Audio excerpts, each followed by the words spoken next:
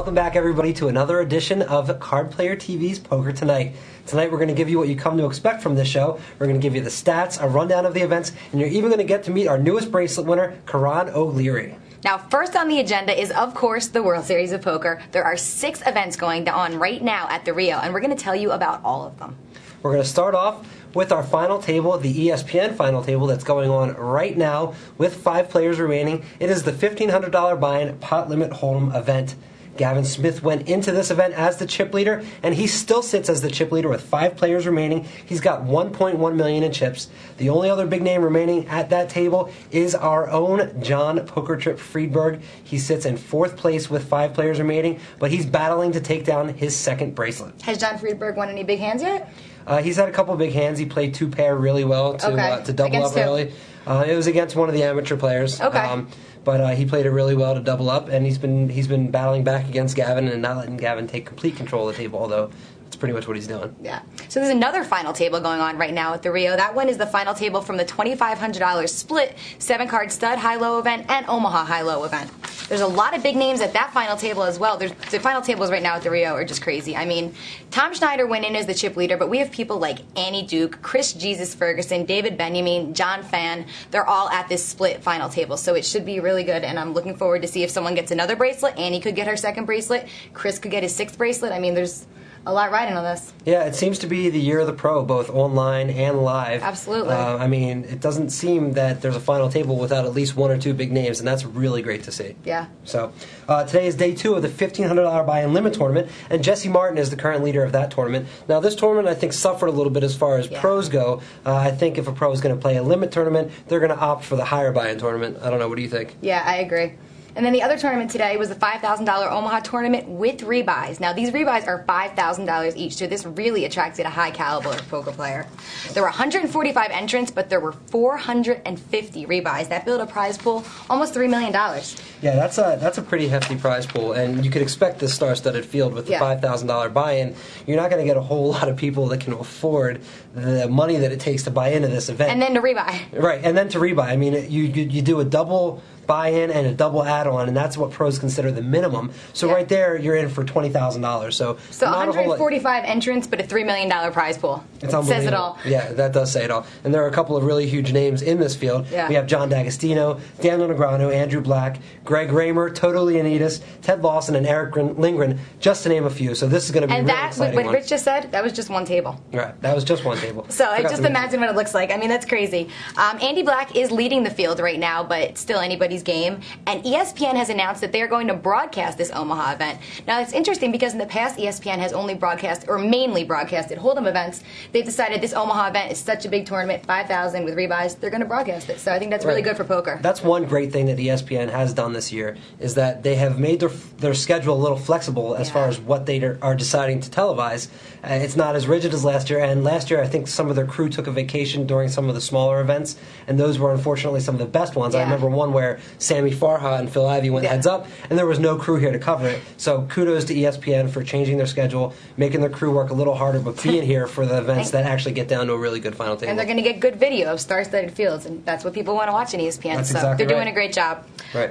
Today at noon was the $1,000 no-limit tournament with rebuys. That should also have a nice prize pool. And Joe Seebach is the chip leader right now in that tournament. Right. After that, at 5 o'clock, we have our $1,500 Omaha 8 or better tournament, and that started at the Rio today. Now, as everybody in Vegas knows by now, Karan Big C O'Leary won the biggest non-main event tournament in poker history just last night. Well, he was tired, but we woke him up and we got him down here to talk to Lizzie about winning that bracelet. Now, that bracelet signifies Karan's first cash in a World Series event, even though he's played numerous in his life. He played very well to make it through a field of 3,000 players and got a 9 just when he needed it. So, you're Karan O'Leary, but most people don't know you as that. What do they know you as? I go Big C. And what is that, just your nickname from... Yeah, well, if you saw my name wrote up on the board, it's probably not the easiest thing to pronounce. So I'm up there for a 40-80 or an 81-60 game, and they're calling my name, and it's Sirion or something like that. So I've always went for Big C. It makes it a little bit easier. Yeah, absolutely. And then things have kind of derived from that, from Mr. C and C, and starting out, I knew that it was going to be no easy task. I mean, you've got the best players in the world here, and everybody are on a mission. Everybody from Johnny Chan and Phil Hellmuth and Doyle Brunson, obviously. Yeah. We don't need to see any more about players of that standard and that caliber, and they're all out for looking for that next bracelet. Some real solid players, but it was a nice table to begin with, to be quite honest. There wasn't a lot of ramming and jamming and stuff like that, so I was able to make a few plays and take some pots and just start building my chips. So, are you a professional poker player? I came to a stage where I decided, look, I could take that route, and then I got married and had 2 kids. So, do you have another side business? Yeah, or I'm a general contractor. What does your wife and family think of you playing poker? Oh, they're very excited. How old are your children? Are they old enough to watch you, or? Not really, and I don't have to worry about them, wanting this or wanting that, or yeah. But 5 and 2.5. Okay, yeah. That's a good age. And your wife is supportive of your poker playing? Oh yeah, she loves it. So let's get back to the tournament that you just won, Sure. event number 3 of the World Series. Was there a turning point in the tournament for you when you really felt, wow, I could really win this thing? There was a hand where they were breaking the table up. Mm-hmm. And this seems to always be an area where people are very uncomfortable, and they're nobody likes their table to be broken. Yeah, and nobody wants to go broke on that last hand, or just a hand before the break and stuff like that. So I said, okay, there was no action around to him. He was on the button, and he put in what I thought was a substantial raise based on the size of the blinds and antes. And I said, you know what? He's making a play at this right here. And I looked down, and I think I had like a Jack 6. It was a miserable hand, but I didn't put him on a strong hand at all, really. I mean, at best, I thought he may have ace rag, and I figured that if I moved over the top, or moved in all You'd over get the him top, off the hand. I think he'd get off the hand. So therefore, that's what I did. Lo and behold, he thinks and ponders and hums and haws, and I wasn't too happy to see him say I call. And sure enough, he turned over an ace 3, I think it was. I was surprised, but very happy to see that I had 2 live cards. Yeah. And sure enough, the 6 came on the flop, and There you go. I doubled up there nicely, and I moved on, and I kind of never really looked back after that. Were you pretty confident of winning that tournament going into heads-up play with so many more chips than Paul Evans had? I don't like to use the word confident because Okay. I'm a little bit in the superstitious side, and I think if a person gets too cocky, sometimes the poker gods just have a severe way. So I look at a king 10, I said, well, will I raise it here? I said, this is a strong hand. This is one of those hands here where if I hit this hand big or even marginally, Good for trapping. It could be, it's one of those hands there where there's always a bit of room. Even if you're wrong, you always maybe could have a possibility of making a straight in there or something, Yeah. I decided to just go ahead and check behind him, and the flop comes down. I think it was a king 6-4, if I'm right, and I said, woohoo, this is beautiful. And your hand was disguised. I was first to act. Okay. And I checked, and I think he had, at the time, he had about 1.4 maybe, or something like that, and he put out like 700,000. So as soon as I see him pushing out to 700, I say, this is his tournament. There's no way on God's green earth That he's getting rid of his hands. no way, no. I mean, regardless of what 2 cards he had, I mean, he would have had to get in there and gamble. I mean, he probably would have most definitely had some live cards if he doesn't put me on a pair. So as soon as I see that going in, I just go, I'm all in. He goes, I call. Quick call, but even when he calls, I figure if he's got the king, I'm almost surely going to have the best of it with the kicker with the 10. And sure enough, he turned to 6, and the rest was history. It's great when someone who puts so much into poker gets something out of it, and that really is the case with Big C. Yeah, that was really great to see. And another pro who we had a chance to speak to recently was Mark Newhouse. He stopped by our studios to talk about his World Series of Poker goals, how he's played so far, what events he's played so far, and what he plans for the rest of the World Series. Mark Newhouse owns a World Poker Tour title, and now he's ready to own a World Series of Poker bracelet.